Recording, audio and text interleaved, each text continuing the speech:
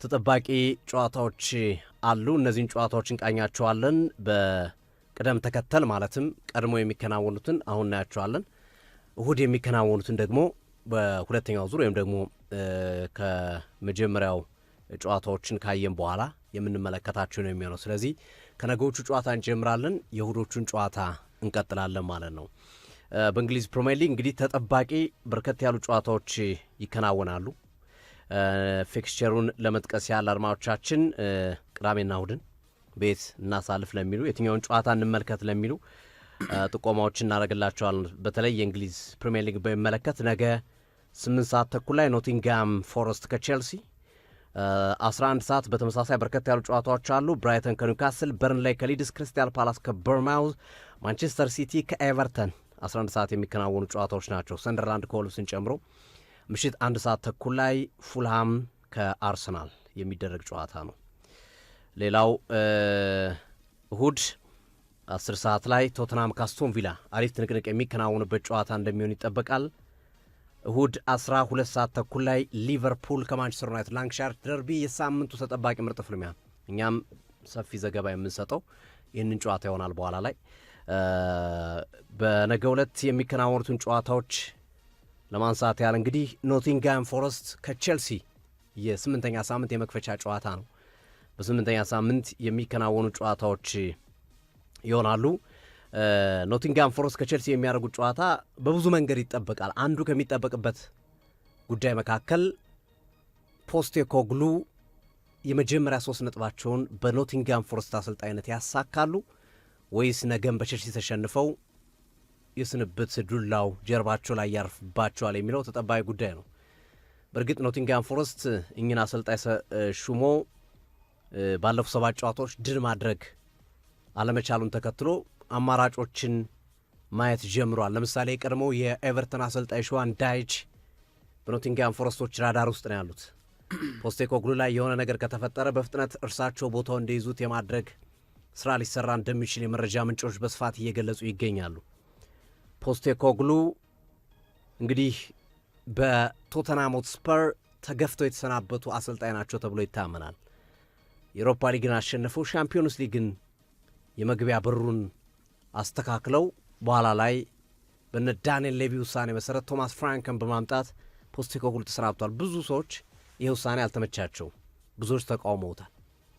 ኖቲንግሃም ፎረስትም ልክ እንደ ቶተንሃም ሁሉ ጥጋብ በሚመስል መንገድ አሰልጣኝ ኑኖ ስፕሪንቶ ሳንቶን ከባለቤቱ ጋር አለመግባባት፣ በተፈጠረ የንግግር አለመግባባት፣ በውጤት ማጣት ሳይሆን በንግግር አለመግባባት አሰናብቶ ፖስቴኮግሉን አምጥቷቸዋል።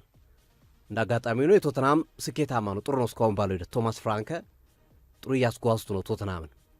በተቃራኒው ግን የኑኖ ስፕሪንቶ ሳንቶን ቦታ የያዙት ፖስቴኮግሉ ግን በዛ መንገድ እየሄዱ አይደለም። ስለዚህ ፖስቴኮግሉ ይሰናበቱ ይሆን ወይስ የመጀመሪያ 3 ነጥባቸውን ነገ ያሳካሉ የሚል ይሄ ጨዋታ በጉጉት እንዲጠበቅ ከሚያደርጉት መሠረታዊ ነገሮች መካከል የሚጠቀስ ነው።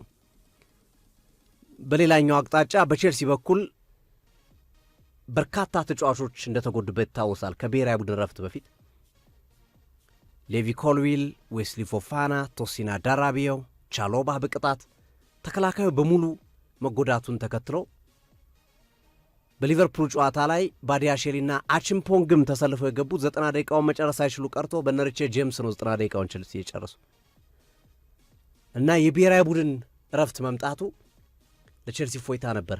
ከ2 ሳምንት በፊት ለቼልሲ ፎይታ ነበር፣ ግን የባሰም አለ እንድትል ሆኖ ነው የብሔራዊ ቡድን ረፍት የመጡት። አንደኛ ጉዳት ላይ ያሉት አብዛኞቹ ተጫዋቾች አላገገሙም። እነ ሌቪ ኮልዊል፣ እነ ዌስሊ ፎፋና፣ እነ ቶሲና ዳራቢዮ መሰል ተጫዋቾች፣ ቻሎባን ብቻ ነው ከጉዳት መልስ የሚያገኙት። ተጨማሪ ጉዳቶች መጥተዋል። አንዱ ጉዳት ዜና የአርጀንቲና ብሔራዊ ቡድን ለቆ የወጣው ኢንዞ ፈርናንዴዝ ነው። ኢንዞ ፈርናንዴዝ ጉዳት አስተናግዷል። ለምን ያህል ያቆየዋል? እንግዲህ ዛሬ ኢንዞ ማሬስካ በሚሰጡት ጋዜጣዊ መግለጫ ላይ ያረጋግጣሉ ተብሎ ይጠበቃል። ግን እስካሁን ባለው ሂደት ግን በተለይ ከኖቲንግሃም ፎረስት ጋር በሚያደርጉት ጨዋታ ሲቲ ግራውንድ ላይ የመድረስ እድሉ በጣም ጠባብ፣ እጅግ በጣም ጠባብ ነው። ኮል ፓልመር አሁን ከመግባታችን ከጥቂት ደቂቃዎች በፊት የጉዳቱ መጠን አድጓል ወደ 6 ሳምንት አድርጎ ከዚህ በኋላ 6 ሳምንት በጉዳት ይቆያል ኮል ፓልመር እና ቼልሲ ብሶበት የጉዳት መጠኑ ጨምሮ ነው የመጣው። የዚህ የብሔራዊ ቡድን መምጣቱ ለቼልሲ ደጋፊዎች አስደሳች ነበረ። ሊቨርፑልን አሸነፈ፣ የብሔራዊ ቡድን ረፍት መጣ። በ2 ሳምንት ውስጥ ብዙ ተጫዋቾች ያገግማሉ ተብሎ ተጠብቆ ነበረ። ግን እንዲያውም ቁልፍ ተጫዋቾቻቸውን እያጡ ነው። ለምሳሌ ኮል ፓልመር ይመለሳል ተብሎ ከተጠበቁ ተጫዋቾች መካከል ነበረ ከብሔራዊ ቡድን ምርጥ። ኢንዞ ፈርናንዴዝን በአርጀንቲና ብሔራዊ ቡድን ጉዳት ያስተናግዳል ብሎ አልጠበቁም። ስዊሊንግ የጉልበት ማበጥ ጉዳት ነው። ምን ያህል ጊዜ ያርቃል አይታወቅም። አንዳንዴ ቀላል ይሆናሉ፣ አንዳንዴ ደግሞ ጉዳቶቹ በጣም ከፍ ብሎ እናያቸዋለን። ዝሮ ግን በቼልሲ በአሁኑ ሰዓት የሕክምና ባለሙያዎች የተለያዩ ስካኖች እያደረጉለት ነው የሚገኙት። ልምምድም እየሰራ እንዳልሆነ እየተጠቀሰ ነው የሚገኙ።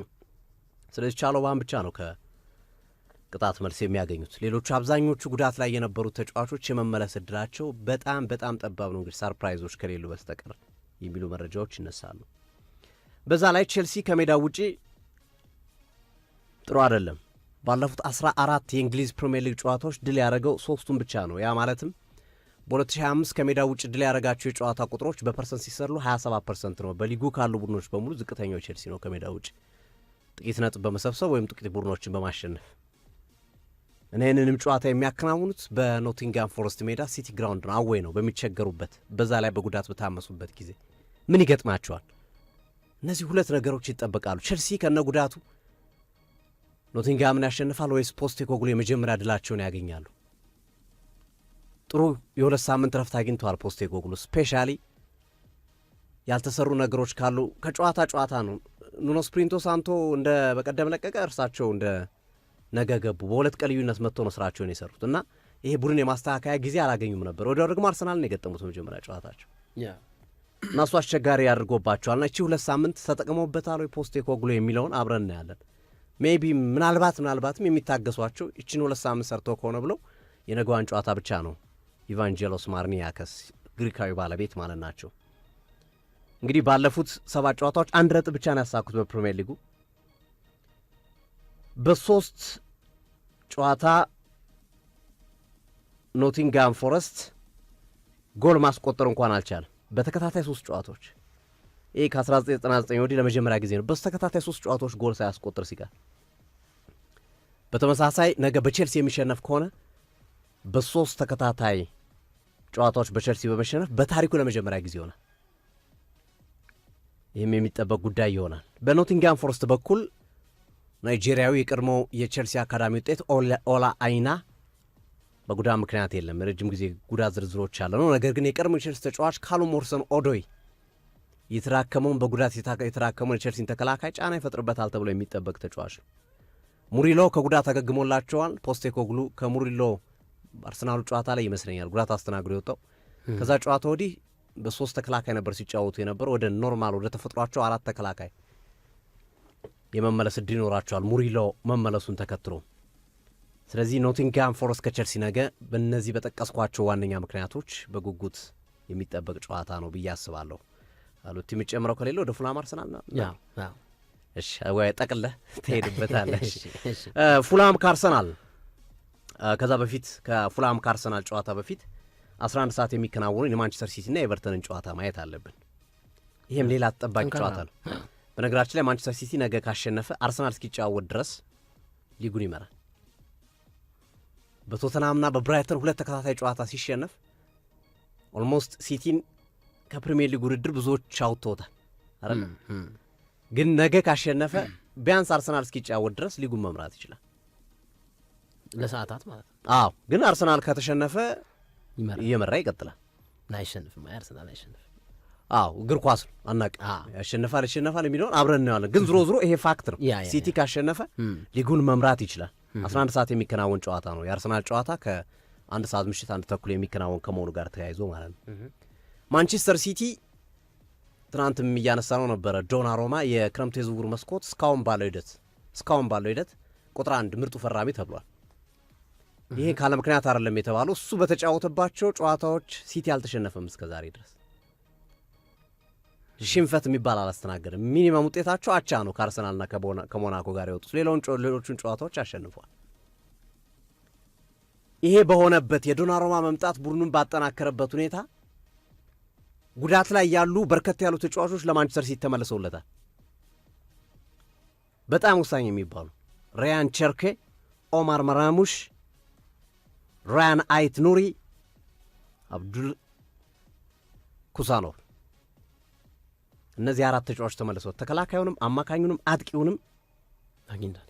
አዎ ሊያጠናክሩ የሚችሉ መልካም ዜናዎች ናቸው። 4 ወሳኝ ተጫዋቾች ተመልሰውላቸዋል።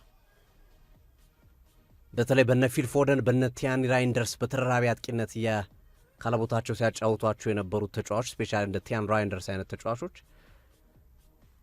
ቦክስ ቱ ቦክስ ሚድፊልደር አይነት ሚናቸውን የሚወጡ ይሆናል።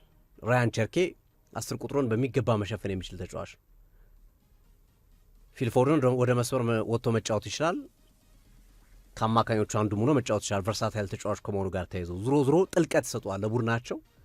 በጉዳት ተቸግረው ለነበረው ቡድናቸው ድንቅ አማራጮችን መስጠት የሚችለው ነው። በሲቲ በኩል ምናልባት እንደ ክፍተት ሊታይ የሚችለው የሮድሪ አለማገገም ነው። ሲቲ ካላ ሮድሪ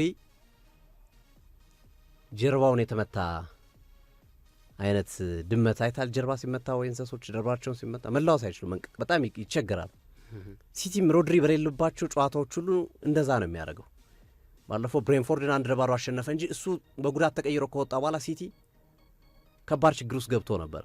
በጣም ጫና ውስጥ የገባበት ነበር። ምስጋና ለዶናሩማ ያዳናቸው ኳሶች ምስጋና ይግባ እንጂ ችግር ውስጥ የገባበት ሂደት ነበር። በሲቲ ቡድን ውስጥ ሌላው አስደሳች ነገር የኤርሊንግ ብራውት ሃላንድ አሁን ያለበት የብቃት ደረጃ በዕድሜ ልኬን እስካሁን ድረስ በእግር ኳስ ሕይወት እንደዚህ አይነት ጥሩ ስሜት ተሰምቶኝ አያውቅም እያለ ነው። የመስከረም ወር የሊጉ ምርጥ ተጫዋችም ተብሏል።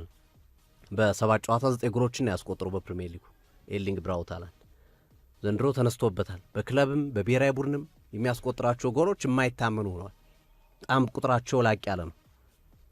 ስለዚህ ይሄ ጨዋታ በጣም ወሳኝ ይሆንላቸዋል ለማንቸስተር ሲቲ። ዶኩ፣ ኦስካር ቦብ፣ ሌሎቹ ፉክክር ውስጥ የሚገቡ ወይም ለጋርዲዮላ ቡድን ጥልቀት የሚሰጡ ተጫዋቾች ሀሳባቸውን በትክክል ሊፈጽሙ የሚያደርጉ ተጫዋች ናቸውና ቡድኑ እነዚህ ሁሉ ተጫዋች ተጎድቶበት ሳይሸነፍ ባለፉት 6 ተከታታይ ጨዋታዎች መምጣቱ አሁን ደግሞ የእነዚህ ተጫዋች ያገግሞ መምጣት ጥሩ ጉዞ እንዲያደርግ በቀጣዮቹ ጊዜያቶች ያደርጋል ተብሎ ይጠበቃል። ሮድሪ ብቻ ነው እንግዲህ እንደ ክፍተት የሚነሳው። የእሱም ረጅም ጊዜ አይደለም፣ የተወሰኑ ሳምንታትን ሜቢ ኔክስት ዊክ ሊመለስ ይችላል ተብሎ ይጠበቃል። ትናንት በነበረው ልምምድ ላይ አልታየም ሮድሪ። ስለዚህ በነገው ጨዋታ ላይ አይሰለፍም ማለት ነው። ይታወቃል፣ ባይ ዲፎልት ይታወቃል። በዛ መንገድ ያለ ቡድን ነው። ኤቨርተንን ስንመለከት ደግሞ የነገው ትልቁ ችግር ሊሆንበት የሚችለው ነገር ጃክ ግሪሊሽ በቡድን ውስጥ አለመኖሩ ነው። እናት ክለቡን መግጠም አይችልም። በመጨረሻ ደቂቃ ክሪስታል ፓላስን ከ18 ከ19 ጨዋታ ተከታታይ ያለመሸነፍ ጉዞ በኋላ ሲያሸንፉ ጃክ ግሪሊሽ ነው ወሳኛውን ጎል ያስቆጠረው እና የተጫዋች የለም። ይሄ ሊያጎልባቸው ይችላል። ግን የቀድሞ ቼልሲ አማካኝ እና የሌስተር ሲቲ አማካኝ ዱስቡሪ ሃል ከቅጣት መልስ በነገው ጨዋታ የሚሰለፍ ይሆናል።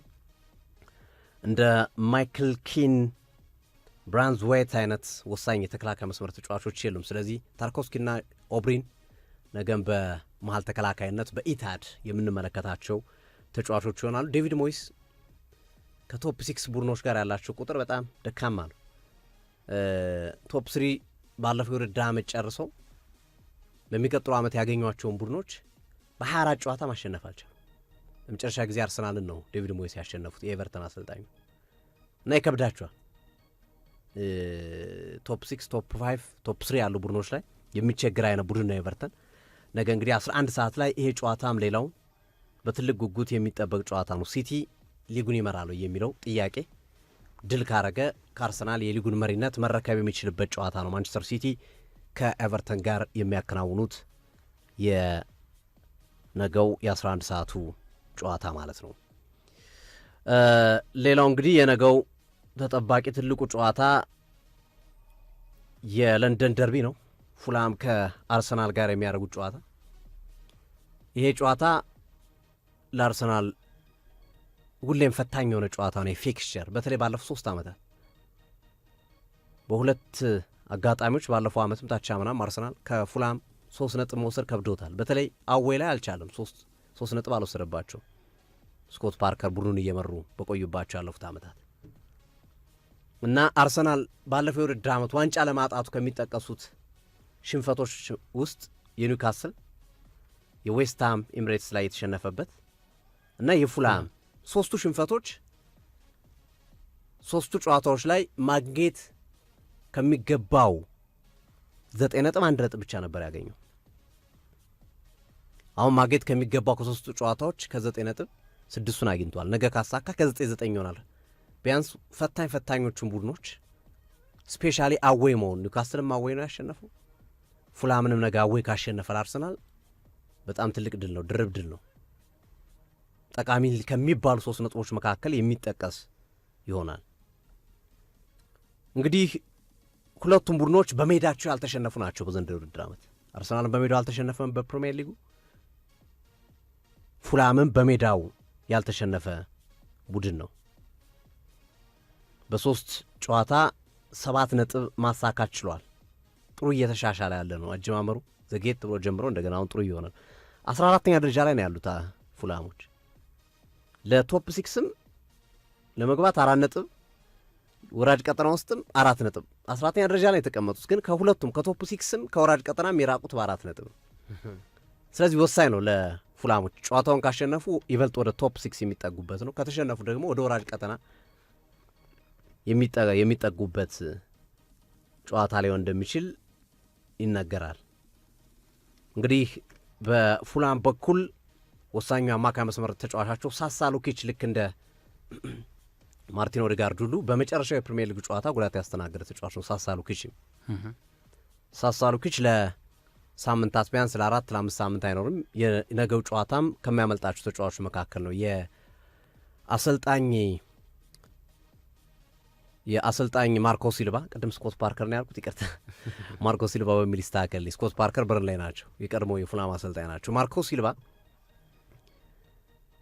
ጆዋ ፓሊኒያ ከፉልሃም ከወጣ በኋላ የቡድኑ ቁልፍ ተጫዋች ተብሎ የሚታሰብ ተጫዋች ነው። ሳሳ ሉኪች በጣም ወሳኝ ተጫዋቻቸው ነው በ6 ቁጥር ሚና ላይ እና በዚህ ጨዋታ ላይ ኖሩ። ሳሙኤል ቺኩዚም እንደዚሁ ከኤሲ ሚላን ያመጡት ተጫዋች ሌላው የማይኖር ተጫዋች ነው። ነገር ግን በነገው ጨዋታ ላይ የቀድሞ የአርሰናል የሄል ኢንድ ውጤቶችና የአርሰናል ተጫዋቾች ግን ፊት ናቸው በጨዋታው ለመድረስ። ኢሚል ስሚዝሮው፣ አሌክስ ዮቢ ሄል ኢንድ ያደጉ ናቸው። በርንርሊኖ በአርሰናል የተጫወተ ነው። ራምሴ በመምጣቱ ከአርሰናል የወጣ ተጫዋች ነው። አርቴታ ካሰናበቷቸው ወይም ገፍቶ እንዲወጡ ካረጓቸው ተጫዋቾች መካከል የሚጠቀስ ተጫዋች ነው እና የቤቱንም ሆነ የሚካኤል አርቴታን ያጫወት መንገድ ሁሉንም ነገር የሚያውቁ ጆሮ ጠቢዎች አሏቸው። ማርኮ ሲልቫ፣ አሌክስ ዮቢም ከአርቴታ መምጣት በፊት ቢወጣም ግን ኢሚል ስሚዝሮው በርንርሊኖ በአርቴታ ስር መስራታቸው ይታወሳል። ከዛ አንጻር ያው ምንድን ነው ሀሳቡ የሚለውን ያውቁታል። አንዱ እንዲሁም ለፉልሃም በአርሰናል ላይ ነጥብ ለመውሰድ የሚጠቀሰው ነገር የቀድሞ አርሰናል ተጫዋቾች በፉልሃም ውስጥ መኖራቸው የክለቡን አጫወት ባህል ምናመሰል ነገሮች ስለሚያውቁ በዛ አንጻር ቡድኑ እንዲዘጋጅ ትልቅ አስተዋጽኦ ያደርጋሉ ተብሎ ይነገራል። ነገ ያ የፉልሃም ፈታኝነት አርሰናልን ነጥብ የሚያስጥለው 3 ነጥብ የሚወስድበት ፉልሃም በምን ደረጃ ላይ ለአርሰናል ፈተና ይሆናል የሚለው የሚጠበቅ ይሆናል። አርሰናል በዘንድሮው የውድድር ዓመት ጎል አስቆጣሪዎቹ 9 የተለያዩ ተጫዋቾች ናቸው። 9 የተለያዩ ተጫዋቾች የአርሰናል ጎል አስቆጣሪዎች ናቸው። በፕሪሚየር ሊጉ ዲፌንሲቭሊ አንደኛ ቡድን ነው። ጥቂት ጎል በማስተናገድ ብዙ ክሊንሺት በማስመዝገብ አንደኛ ቡድን ነው። ብዙ ጎሎች በማስቆጠር ደግሞ ከማንቸስተር ሲቲ ቀጥሎ ሁለተኛው ቡድን ነው በእንግሊዝ።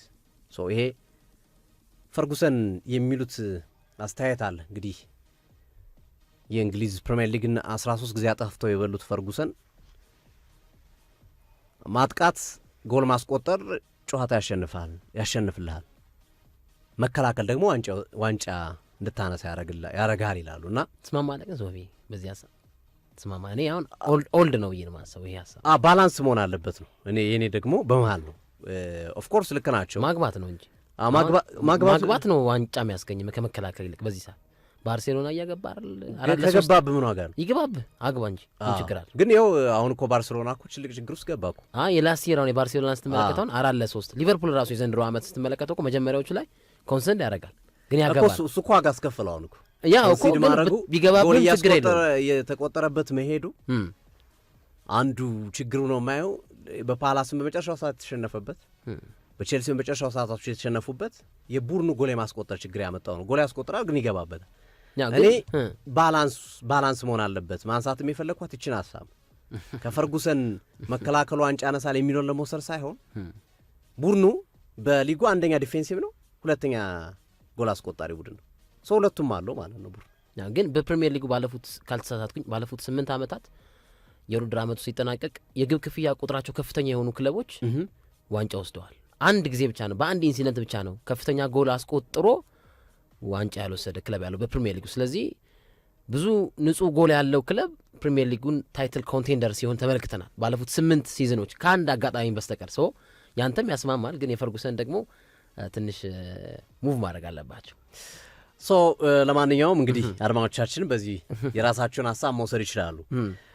አርሰናል በ18 ጨዋታ ለንደን ላይ አንድ ጊዜ ብቻ ነው የተሸነፈው። አዌይ ጨዋታም በተመሳሳይ 18 ጨዋታ ላይ አንድ ሽንፈት ብቻ ነው ያስተናገረው። እንደ አጠቃላይም ባለፉት 18 የለንደን ደርቢ ጨዋታዎች አንዴ ብቻ ሽንፈት አስተናግዷል እና ያለፉት 2 ጨዋታዎች ክራቨን ኮቴጅ ላይ አስደሳች አልነበሩም። ያም ቢሆን ግን አርሰናል በ20 ተከታታይ ጨዋታዎች ፉላም ላይ ጎል አስቆጥሮበታል። በ20 ተከታታይ ጨዋታዎች ይሸነፍም አቻውጡም ያሸንፍም ግን በ20 ተከታታይ ጨዋታዎች ጎል አስቆጥሮበታል እና ብዙ ጊዜ ጎል የሚያስቆጥርበት አይነት ቡድን ነው። ከጉዳቶች ጋር በተያዘ ብዙ አድማጮችም የሚጠብቁት ይህን ይመስለኛል። ትናንትም አንድ የተስተዋለ ጉዳይ ነበር። ዙቢሜንዲ ከቡድኑ ጋር ልምምድ ሲሰራ አልነበረም። ከአንድሪያ ቤርታ ጋር ቁምጣ አድርጎ ጃኬት ለብሶ የቡድኑን የልምምድ ቦታ ኪት አሟልተዋል፣ ግን ሜዳ ውስጥ ገብቶ አልተጫወተም፣ አልተለማመደም እና ጥያቄ ተነስቷል። ምንድን ነው ችግሩ የሚል ሌላ ጥያቄ የተነሳበት ተጫዋች ቤንጃሚን ዋይት ነው በልምምድ ቦታ ላይ አለመታየቱ እና እነሱና መሰል ነገሮችን በአሁኑ ሰዓት አርቴታ መግለጫ እየሰጡ ነው። ፋይናል የሆነውን ነገር እንጨምርበታለን በኋላ ላይም ወይ ወደ መሀል ላይ አዲስ ነገር ካለ፣ ግን እስካሁን ባሉት መረጃዎች በአርሰናል ቡድን ውስጥ ለነገው ጨዋታ የሚያደርሱ 4 ተጫዋቾች ተረጋግጧል። ማርቲን ኦዲጋርድ፣ ጋብሪኤል ጄሱስ፣ ካይ ሃቨርትዝ፣ ኖኒ ማዱኬ። እነዚህ ተጫዋቾች አይደርሱም። ነገር ግን ፔሮ ሂንካፔ በክረምት የዝውውር መስኮት የመጨረሻ ቀን ለአርሰናል የፈረመው ተጫዋች አንድ ጨዋታ ላይ ተቀይሮ አይቼዋሉ። ሊካፕ ጨዋታ ላይ ተቀይሮ ገብቷል። አንድ ጨዋታ ላይ ተቀይሮ ገብቷል። ግን ከዛ በኋላ ግሮይን ኢንጁሪ አስተናግዶ ወይም የብሽት ጉዳት አስተናግዶ ፔሮ ሂንካፔ ኳድራዊ መጫወት አልቻለም ነበር። ትናንት ልምምዱን ጨርሷል። ሚኬል አርቴታ ከተወሰኑ ተጫዋቾች ጋር ያላቸውን መረጃ ሰጥተዋል። ማርቲን ኦዲጋርድን በሚመለከት በጣም ጥቂት ሳምንት ብሏል። ጥቂት ሳምንታት ብቻ ነው ይመለሳል ብለዋል ማርቲን ኦዲጋርድ። ያው ሰሞኑ ሲወጡ የነበሩ መረጃዎች ነበሩ ከኖቬምበር ወር የብሔራዊ ቡድን ጨዋታ በኋላ ነው የሚመለሰው የሚለው። በእርግጥ ውስጥም ቢሆን ሳምንታት ነው የሚባለው። ምክንያቱም ከ3 ሳምንት በኋላ ፕሪሚየር ሊጉ እንደገና ይቋረጥና የብሔራዊ ቡድን ጨዋታ ይከናወናል። ቶሎ አረጉታል። ከ3 ሳምንት በኋላ ፕሪሚየር ሊጉ ይቋረጣል። ግን ይሄ የመጨረሻው ይመስለኛል ፋይናል ማጣሪያ ነው። ከዛ በኋላ ረጅም ጊዜ የለንም። ብሔራዊ ቡድን ጨዋታ አይኖርም። ያው አፍሪካ ዋንጫ አለ፣ ዓለም ዋንጫ አለ። ከዛ በኋላ እና ወዳጅነት ጨዋታዎች የሆነ መጋቢት ላይ ምናምን መሀል ላይ ይኖራል እንጂ ረጅም ወራቶች የብሔራዊ ቡድን ጨዋታ አይኖርም። ግን ተከታታይ ሆነ እንደዚህ ከሚሆን 1-2 ወር ተጫውተ የሆነ ረፍት ወደ ጥር ቢያደርጉት ምናምን አልመች ስለሚል ነው። ለነገሩ ተጽዕኖ አለው እኮ በክለቦች ላይ እኮ ዊኒንግ ሜንታሊቲ ከፍ ዝቅ የሚል ምንም ጥያቄ የለውም። ጥሩ ሪትም ውስጥ የገባ ቡድን ሲቋረጥ ጉዳት አስተናግዶ የሚመጣ ተጫዋች አለ፣ ድካም የሚደክመው ተጫዋች አለ። የሚፈጠርበት ሂደት ሊኖር ይችላል። ፔሮ ሂንካፔ ብቻ ነው በአርሰናል በኩል አሁን ያገገመው ለነገው ጨዋታ ዝግጁ የሆኑ። ግን በዚህ ሂደት ውስጥ የማርቲን ኦዲጋርድ ጉዳይ እንዳነሳው ጥቂት ሳምንታት ብለዋል። እንደተባለው የ4-5 ሳምንት የሚባለው 1 ወር ምናምን የሚባለው አይደለም፣ ጥቂት ሳምንት ብለዋል። ከሀቨርትዝን በሚመለከት ለየት ያለ ሀሳብ ነው የሰጡት ሚካኤል አርቴታ። ትናንት ነው በቀደም እኛም አንስተው ነው ነበረ። የሕክምና ባለሙያዎችን ጭምር አስደንግጧል የሱ እያገገመበት ያለበት መንገድ እና ሚካኤል አርቴታ እንትን እያደረግነው ነው፣ ልጓም እያደረግንበት ነው፣ በቃ ያዝ እያደረግነው ነው እንጂ በጣም በቃ በፍጥነት ነው እያገገመ ያለው። ግን እንደ ሕክምና ባለሙያ እንደ ቡድንም ልንጠነቀቅበት ስለሚገባ እሱ ስላለ ሳይሆን ሰውነቱም ስላዘዘው ብቻ ሳይሆን ሰውነታችን ሂል ለማድረግ ለመዳን የሚፈልጋቸው ጊዜያቶች ስላሉ እነሱን ታሳቢ ባረገ መንገድ እየተጠነቀቅንለት ነው የሚል አስተያየቱን አስቀምጧል። ግን በደንብ እየገፋ እንዳለና በጥሩ መንገድ እየመጣ እንዳለ የመጨረሻ የማገገሚያ ሂደቶች ውስጥ እንዳለ ጠቅሷል። ማዱኬንም በተመሳሳይ ጥቂት ሳምንት የሚል ነገር ነው ያሉት። ስለ ጋብርኤል ጀሱስ ያነሱት ነገር የለም። ቅድም ያነሳ ነው ዙቢሜንዲን ግን አንስተዋል። ዙቢሜንዲ ለነገው ጨዋታ 100% አቬሌብል ነው አለ። በቡድን ውስጥ የቡድኑ አካል ነው፣ ይጫወታል በነገው ጨዋታ ላይ ዙቢሜንዲን በሚመለከት ብሎ አስቀምጠዋል። ቤንጃሚን ዋይትም በትናንትናው ልምምድ የለም፣ መጠነኛ ጉዳት እንዳስተናገደ እየተነገረን የሚገኘው ይህ ተጫዋችም እንግዲህ በአርሰናል በኩል በተለይ ጁሪያን ቲምበር የጉልበት ጉዳት አስተናግሮ 1 ዓመት ባልተጫወተበት ጊዜ ከነ ጉልበት ጉዳቱ አማራጭ ስለሌለ ማለት ነው። ጉዳት እንዳለበት ያውቃሉ፣ ግን አማራጭ የለም። ህመሙን እያስታመመ በመርፌ በሌሎች መሰል ነገሮች ሲጫወት ከርሟል። ያ ሰውነቱን አሳስቶታል እና በየቶሎ ነው ጉዳት እያስተናገደ የሚገኘው። ቶሎ ነው ጉዳት። ይህም መጀመሪያ ሕክምና ማግኘት በነበረበት ሰዓት ማገገም በነበረበት አግባብና ሰዓት ላይ አለማገገሙ ያመጣው ነገር ነው ተብሎ ይታመናል።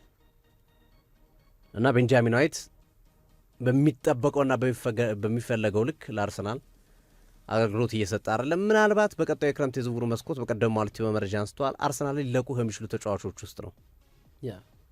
አርሰናል ያው አሁን ላይ መታገስ አይችልም። አርሰናል አስታሞ መቀጠል አይችልም። ቶሚያሱን አሰናብቶታል።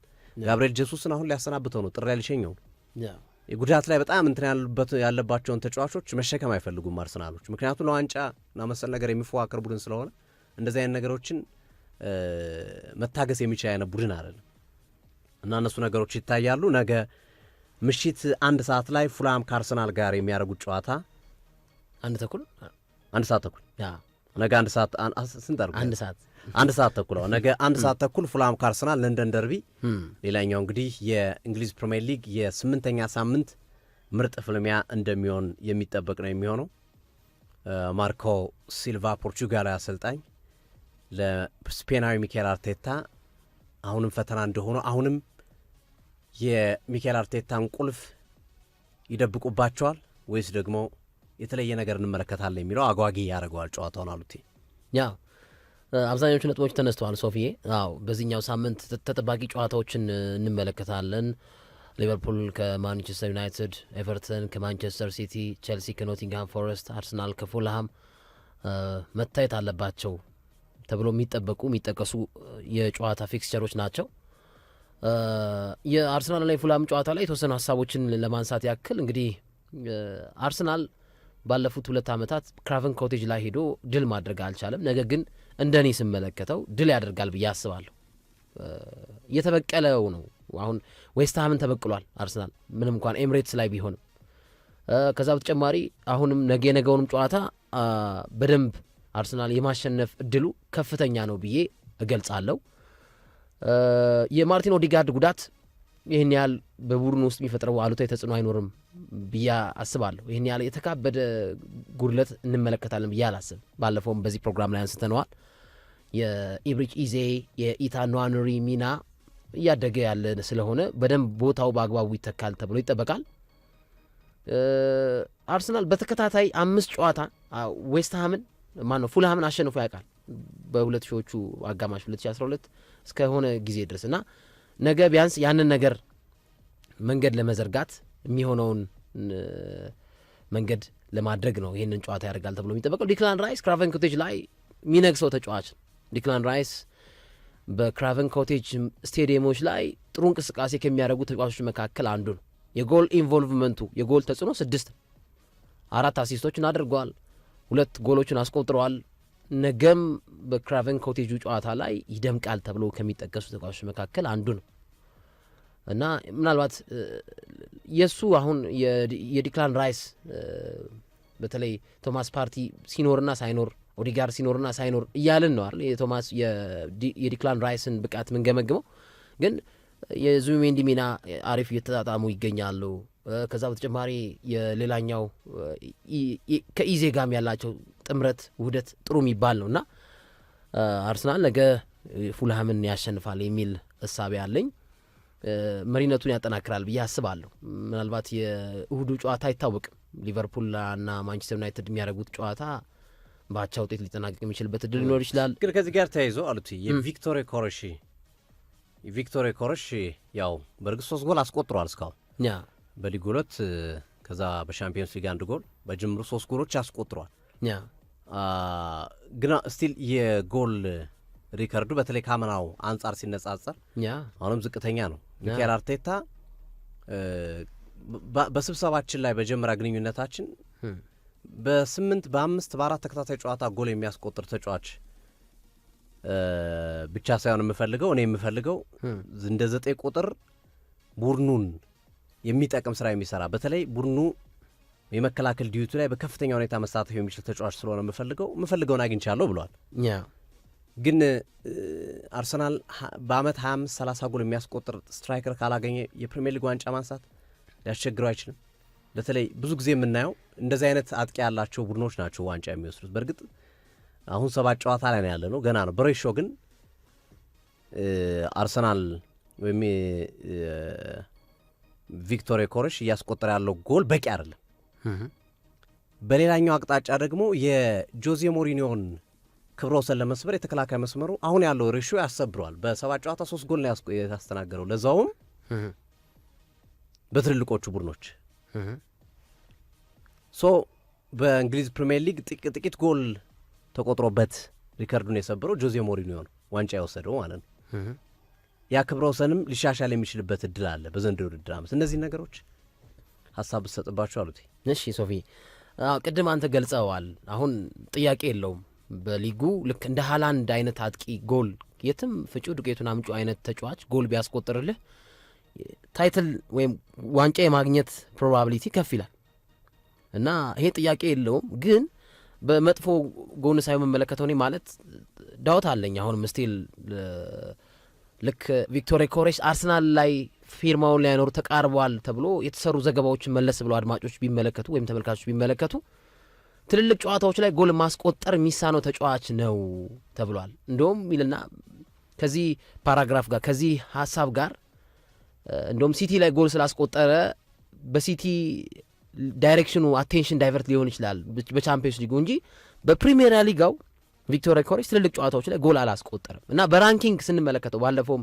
አስታውሳለሁና የፕሪሚየር ሊግ ክለቦችና የፕሪሚየር ሊጋ ክለቦችን ራንክ አድርጎ የአውሮፓ እግር ኳስ ባወጣው ራንኪንግ ስንመለከተው እነ ካሳፒያ ላይ ሌሎች ትንንሽ ቲሞች ላይ ነው ጎል የሚያስቆጥረው እና ቪክቶር ኮሬሽ ትልልቅ ጨዋታዎች ላይ ጎል የሚያስቆጥር ተጫዋች አይደለም። ለዚህ ማሳያው ፖርቶ ላይ አላስቆጠርም፣ ቤኔፊካ ላይ የፖርቶን እርግጠኛ አይደለሁም ግን ቤኔፊካ ላይ አላስቆጠርም እና ትልልቅ ጨዋታዎች ላይ ጎል የሚያስቆጥር ተጫዋች አይደለም ተብሏል። እና ትላንት እንደውም የወጡ ዘገባዎችን ስንመለከት ቪክቶር ኮሬሽ 2024 ላይ 17 ኦክቶበር ላይ 2024 ላይ በ14 ጨዋታ 16 ጎል ነበር ያስቆጠረው ይህ ስዊድናዊ ተጫዋች ተብሏል።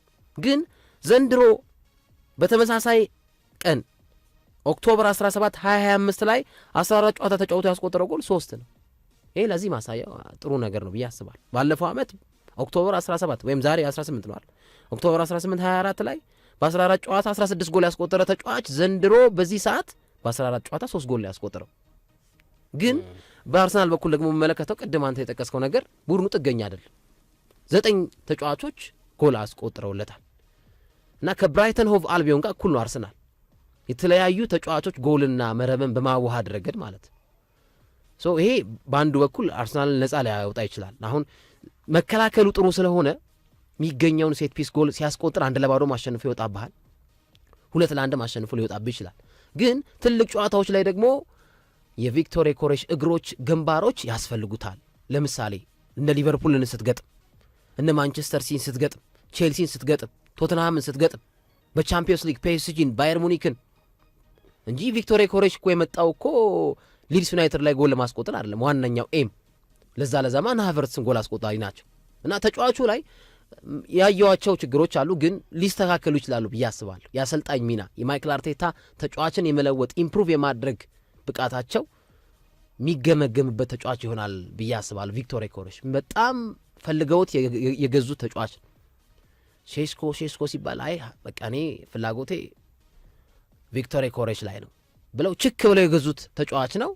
ተጫዋቹን ማጎልበት ማሳደግ ይጠበቅባቸዋል። ግን መለስ ብለው አድማጮች፣ እኔ አይደለም ያልኩት፣ መለስ ብለው ቪክቶር ኮሬሽ በፕሪሚየር ሊግ ያስቆጠረባቸው ክለቦች የትኞቹ ደረጃ ላይ ይገኛሉ? በተለይ ከእንግሊዝ ክለቦች ጋር አሁን ኦፕታ እንደውም ያወጣው ዘገባ ላይ ስትመለከት የኮሬሽ ጎል የሚያስቆጠርበት ቲም ከእንግሊዝ ክለቦች ጋር ሲፎካከር ቦልተን ወንደረስ ላይ እንደማስቆጠር ነው ወይም ሪዲንግ ላይ እንደማስቆጠር ነው የሚል ዘገባ ሰርቷል ኦፕታ።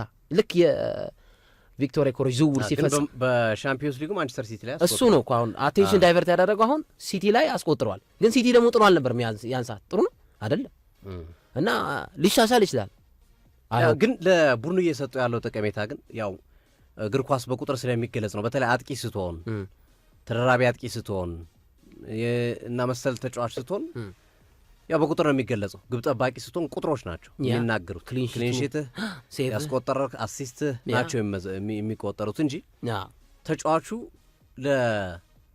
ከጀርባው ላሉት ተጫዋቾች የሚሰጠው ነጻነት ግን በቁጥር ቢመዘን በጣም ትልቅ ነው።